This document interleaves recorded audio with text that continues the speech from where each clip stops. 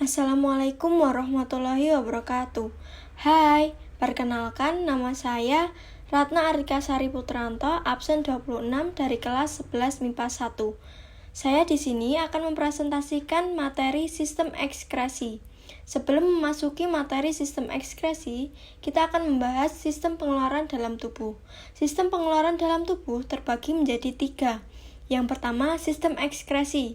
Sistem ekskresi adalah pengeluaran zat sisa metabolisme yang sudah tidak berguna bagi tubuh. Contohnya urin, CO2, H2O, keringat, dan zat warna empedu. Kedua, sistem sekresi.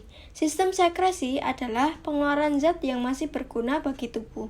Contohnya enzim, hormon, mukosa atau lendir, dan minyak. Ketiga, defekasi. Defekasi adalah pengeluaran sisa pencernaan, contohnya feses dan zat kentut. Fungsi sistem sekresi. Yang pertama, melindungi tubuh dari racun-racun yang berbahaya. Yang kedua, menjaga keseimbangan tubuh atau homeostatis kadar air dalam tubuh.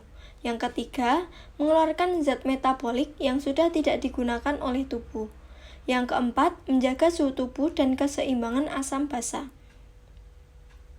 Di bab sistem ekskresi ini, kita akan membahas yang pertama, ginjal, yang kedua, hati atau hepar, yang ketiga, paru-paru, yang keempat, kulit atau integumen, yang kelima, sistem ekskresi pada hewan, yang keenam, teknologi pada sistem ekskresi.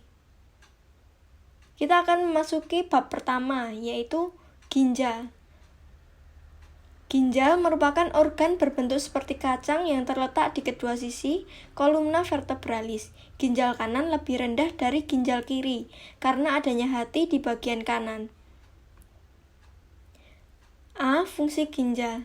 Yang pertama, membuang sisa metabolisme yang mengandung nitrogen, urea atau asam urat dari tubuh. Yang kedua, membuang zat-zat yang berbahaya bagi tubuh, misalnya bakteri, obat-obatan, dan zat warna. Ketiga, mengatur keseimbangan air dan garam di dalam darah. Yang keempat, mengatur tekanan darah dalam arteri dengan mengeluarkan kelebihan asam atau basa, serta membuang kelebihan bahan makanan tertentu seperti gula dan vitamin. B. Struktur ginjal. Ginjal berjumlah sepasang, terletak di dekat ruas-ruas tulang belakang bagian pinggang. Ginjal terdiri dari 3 bagian utama dari luar ke dalam, yaitu korteks, medula, dan pelvis renalis. Pada korteks dan medula terdiri dari kurang lebih 1 juta nefron. A. Korteks atau kulit. Terdapat glomerulus yang berfungsi untuk menyaring darah. Kedua, medula atau sumsum. Terdiri atas badan-badan piramid yang berisi kumpulan tubulus kolektivus berfungsi untuk mengumpulkan urin. C. Pelvis atau rongga.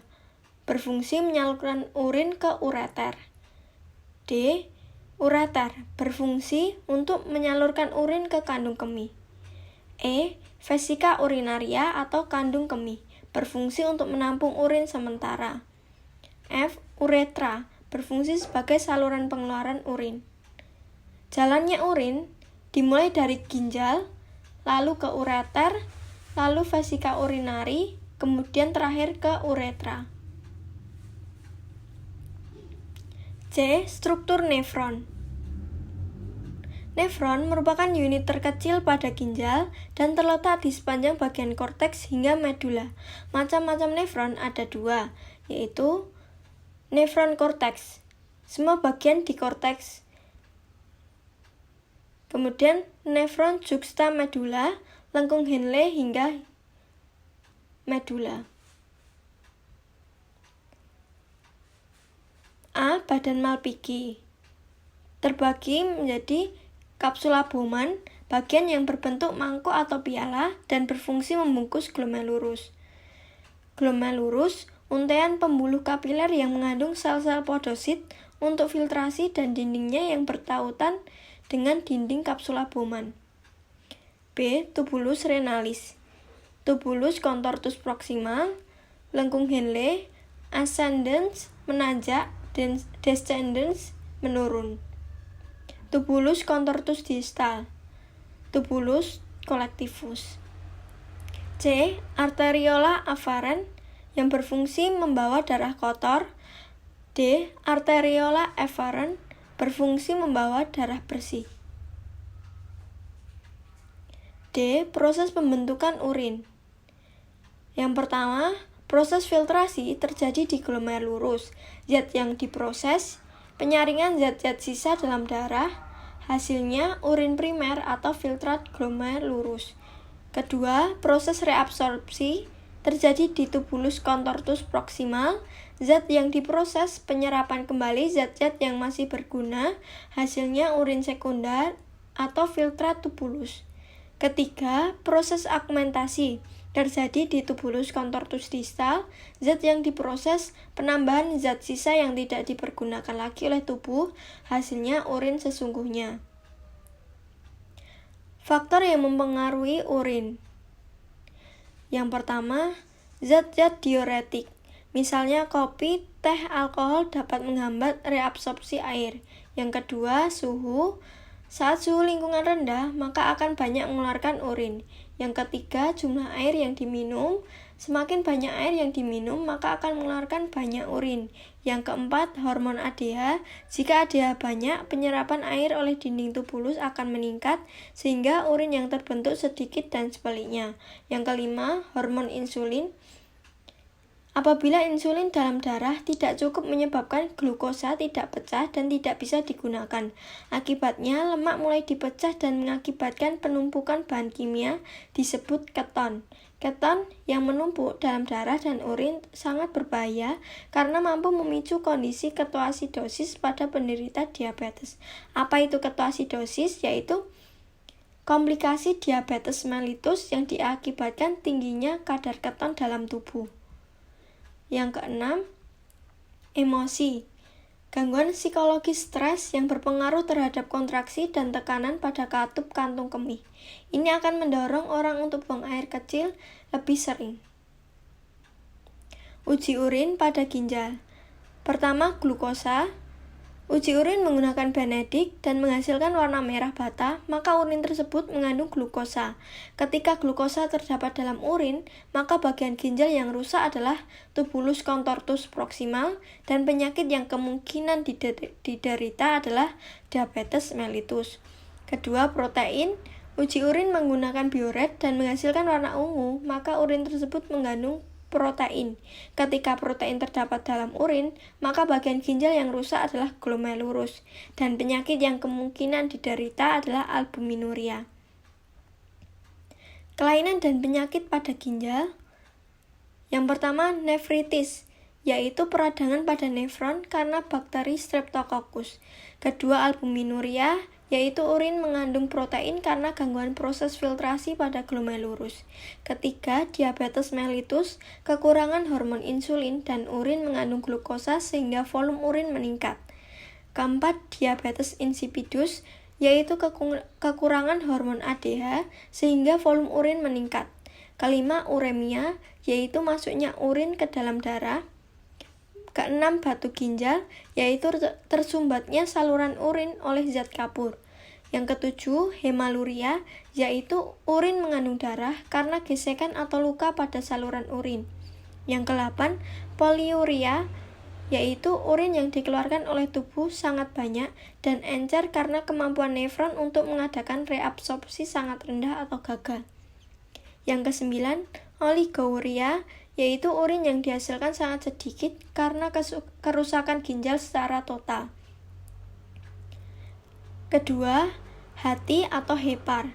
Hati merupakan kelenjar terbesar dalam tubuh dan terletak di rongga perut bagian kanan. A. Fungsi hati. Yang pertama, menetralkan racun atau detoksifikasi. Kedua, menghasilkan empedu untuk mengemulsikan lemak. Yang ketiga, mengubah provitamin A menjadi vitamin A. Yang keempat, tempat pembentukan protombin dan fibrinogen. Yang kelima, menyimpan kelebihan glukosa dalam bentuk glikogen. Yang keenam, tempat pembentukan urea. Yang ketujuh, tempat perombakan eritrosit tua. B. Struktur hati. Struktur hati ada hati terdiri dari 2 lobus, hati bagian kanan dan hati bagian kiri. B. Kantong empedu. C. Pembuluh vena hati. Siklus ornitrin. Siklus ornitin atau disebut juga siklus urea adalah siklus yang terjadi akibat reaksi pengubahan amonia menjadi urea. Siklus ornitin terjadi di dalam hati, bagian mitokondria, dan sitoplasma. Siklus ini memerlukan 3 mol ATP untuk setiap mol urea yang terbentuk. Tahapan reaksi siklus ornitin. Yang pertama, karbomiol fosfat sintetase dari mitokondria berkondensasi dengan CO2 dan NH3, hasil deaminasi membentuk ornitin. Kedua, ornitin dikatalis oleh enzim ornitin transkarbamoilase dari mitokondria menjadi sitrulin. Sitrulin berkaitan dengan asam aspartat, dikatalis oleh enzim arginino suksinat sintetase dari sitoplasma menjadi arginino suksinat. Setiap pembentukan arginino suksinat memerlukan ATP yang melepaskan 2 gugus fosfatnya menjadi AMP. 4. Penguraian arginino suksinat menjadi arginin dan fumarat, dikatalis oleh enzim arginino sukinase. 5. Reaksi hidrolitik terhadap arginin oleh enzim arginase menjadi urea yang masuk ke pembuluh darah dan sebagian menjadi ornitrin yang masuk ke mitokondria sel hati untuk melanjutkan siklus ornitin atau pembentukan urea kembali. Perombakan eritrosit tua dimulai dari eritrosit menjadi hemoglobin.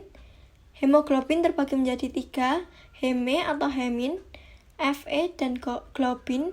Heme diubah menjadi bilirubin dan biliverdin.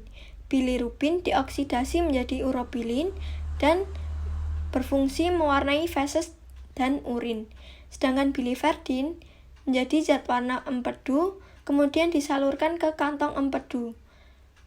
Untuk Fe diambil disimpan di hati, untuk globin dimanfaatkan untuk pembentukan hemoglobin baru.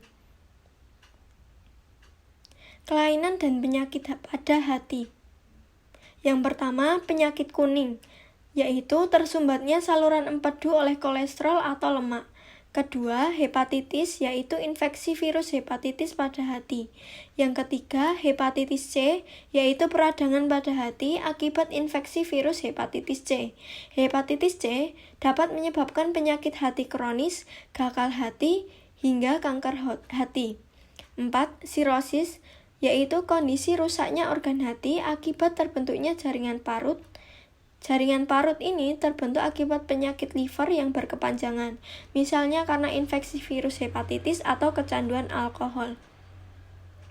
Yang ketiga, paru-paru atau pulmo. Paru-paru merupakan organ respirasi sekaligus bagian dari sistem ekskresi. Paru-paru sebagai alat ekskresi memiliki fungsi mengeluarkan zat-zat sisa dari proses respirasi, yaitu CO2 atau karbon dioksida dan H2O atau uap air. Gas CO2 dan H2O hasil proses metabolisme diangkut darah dari jaringan tubuh menuju paru-paru dan selanjutnya dikeluarkan dari tubuh pada waktu ekspirasi. Maka, paru-paru juga berfungsi sebagai alat ekskresi. Yang keempat, kulit. Kulit merupakan organ terbesar di tubuh dan memiliki anatomi yang kompleks. Fungsi kulit. A. Sebagai alat ekskresi, kulit mengeluarkan keringat. Keringat terdiri dari air, garam dapur atau NaCl, sisa metabolisme sel, urea, serta asam. B. Sebagai alat pengatur suhu tubuh. C. Sebagai tempat penyimpanan cadangan makanan. D. Sebagai alat indera peraba. E. Sebagai alat pelindung untuk mengurangi hilangnya air dari dalam tubuh. F. Sebagai pelindung tubuh dari gesekan, penyinaran sinar matahari atau ultraviolet, zat-zat kimia, dan lain-lain. Struktur kulit.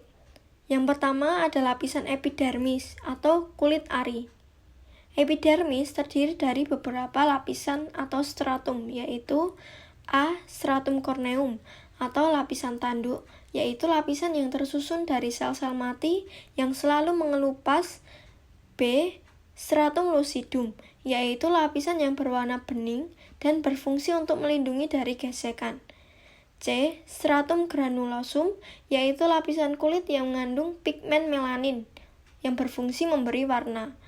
D. Stratum spinosum, yaitu lapisan sel berduri yang sel-selnya masih mempunyai kemampuan untuk memperbanyak diri. E. Stratum germinativum, yaitu lapisan kulit yang selalu tumbuh membentuk sel-sel baru ke arah luar. 2. Lapisan dermis atau kulit jangat atau corium. A. Pembuluh darah. B. Akar rambut. C. Ujung-ujung saraf. D. Kelenjar keringat atau glandula sudorifera. E. Kelenjar minyak atau glandula sebasea. F. Lapisan lemak subkutaneus. Ketiga, jaringan hipodermis atau subkutaneus. A. Berisi jaringan ikat bawah kulit, yaitu jaringan lemak atau jaringan adiposa.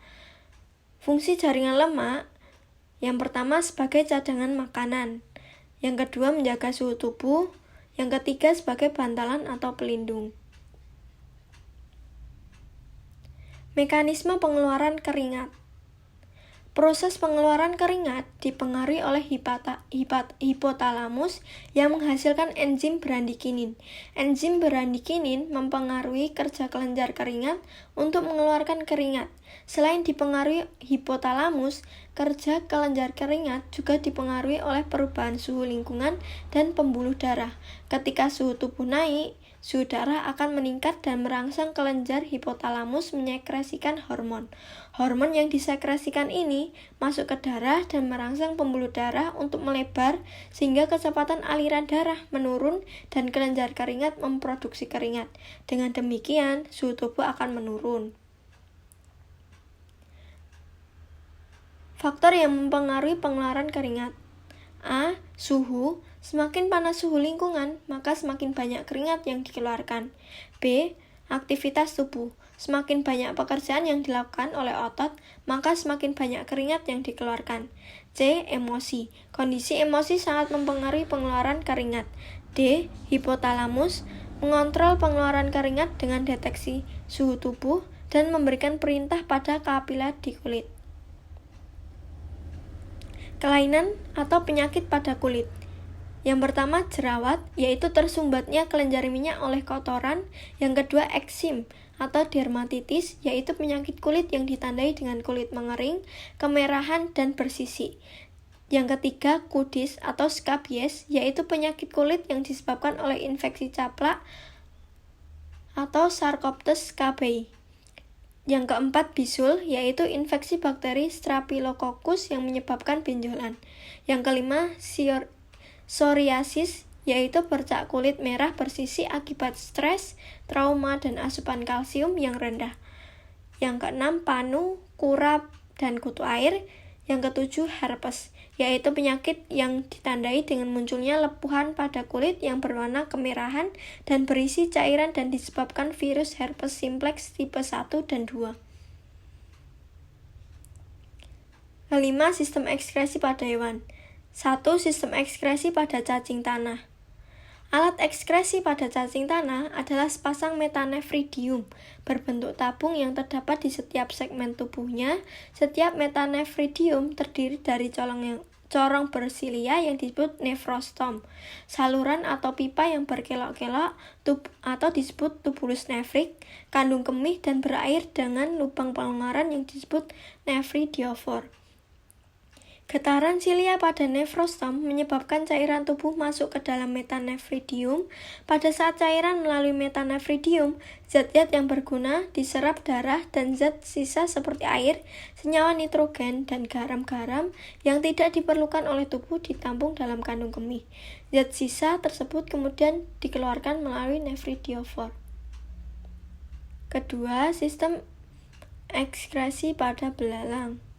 Alat ekskresi pada serangga adalah pembuluh Malpighi atau buluh Malpighi yang terikat pada ujung anterior usus belakang.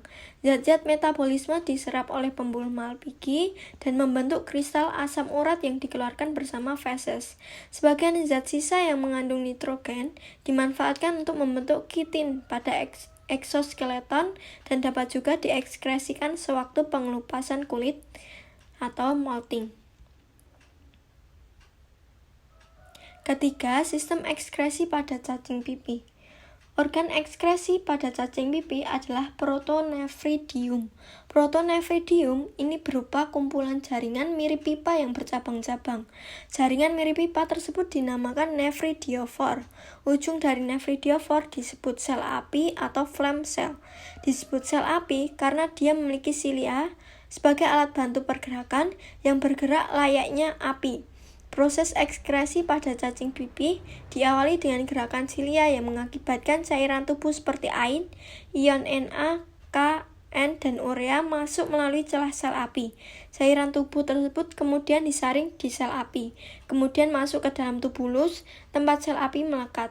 Pada tubulus terjadi proses penyerapan cairan tubuh dan zat sisa metabolisme seperti air dan NH4. Cairan tubuh seperti ion Na, K, dan N dan air akan diedarkan kembali bersama hemolimfa, sedangkan zat sisa metabolisme dikeluarkan melalui nephridiophore. Keenam, teknologi pada sistem ekskresi.